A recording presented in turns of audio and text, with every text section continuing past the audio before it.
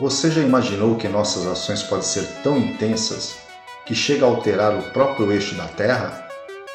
Isso não é ficção científica, é ciência real. Estudos recentes mostram que o bombeamento de água subterrânea, somado ao aquecimento global, está mudando a inclinação do planeta e contribuindo para o aumento do nível do mar. Quando falamos em mudanças climáticas, geralmente pensamos em calor, derretimento de geleiras e tempestades mais fortes.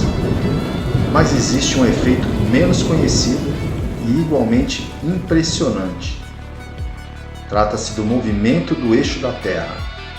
Sim, meus amigos, esse eixo é como a coluna vertebral do planeta, determinando como ele gira e como as estações acontecem.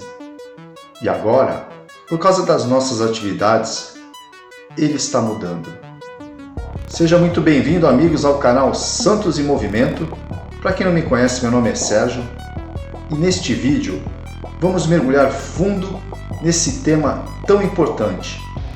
Vamos entender como funciona a inclinação da Terra, o que os cientistas descobriram, quais são os impactos já visíveis e o que pode acontecer nas próximas décadas.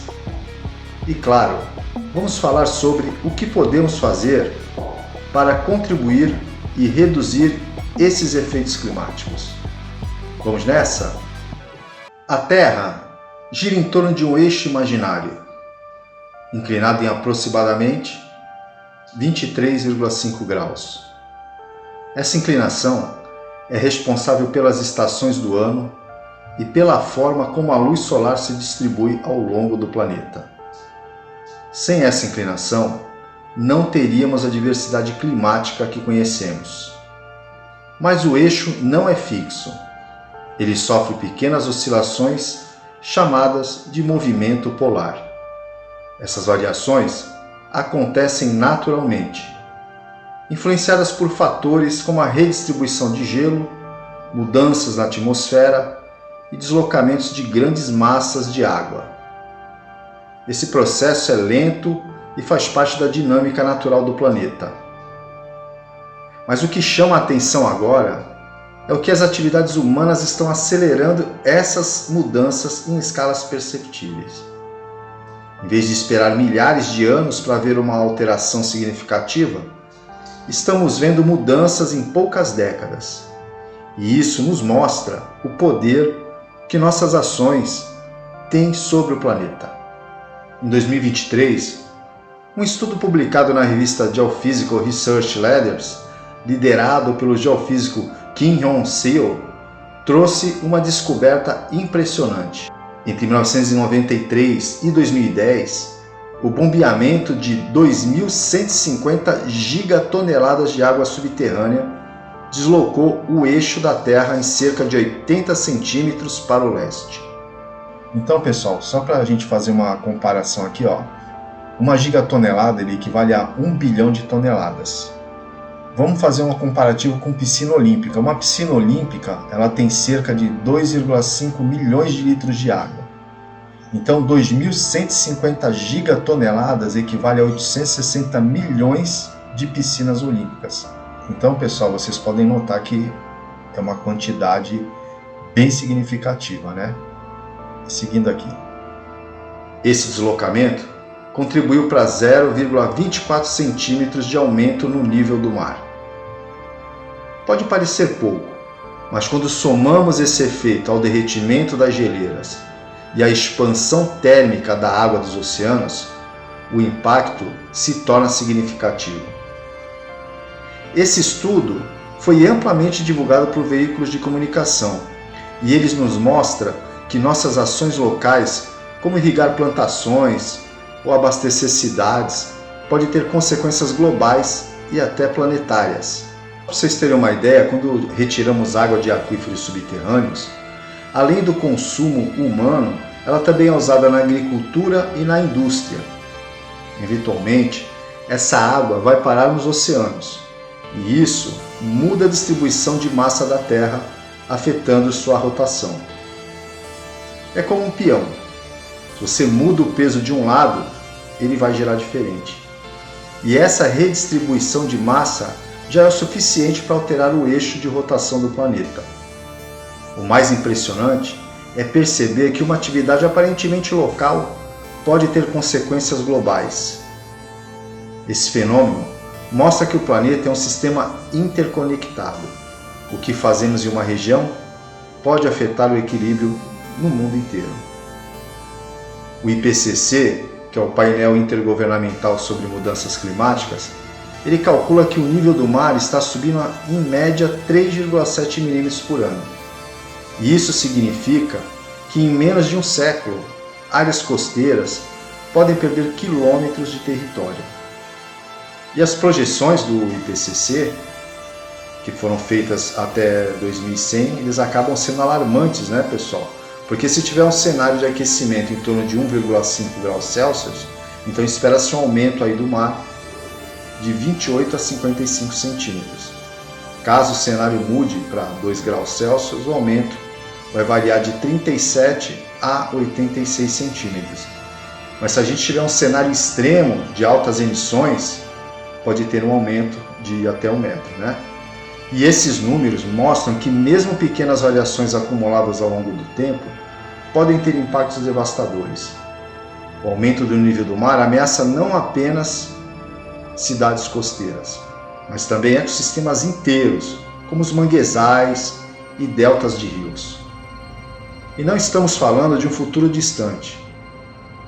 Já existem cidades enfrentando enchentes mais frequentes e erosão costeira acelerada.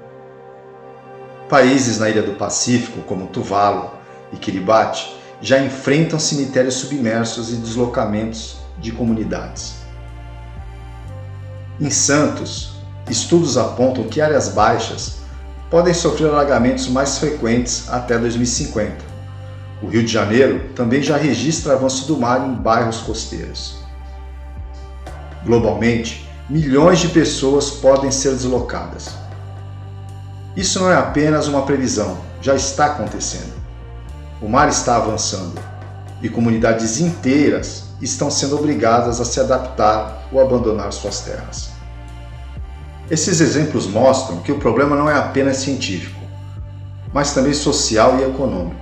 Estamos falando de vidas humanas, culturas e economias inteiras em risco. Mas o que podemos fazer? Bem, não existe solução mágica, mas há caminhos possíveis. Precisamos de gestão sustentável da água subterrânea, evitando o bombeamento excessivo. E é fundamental investir em energias renováveis para reduzir o aquecimento global.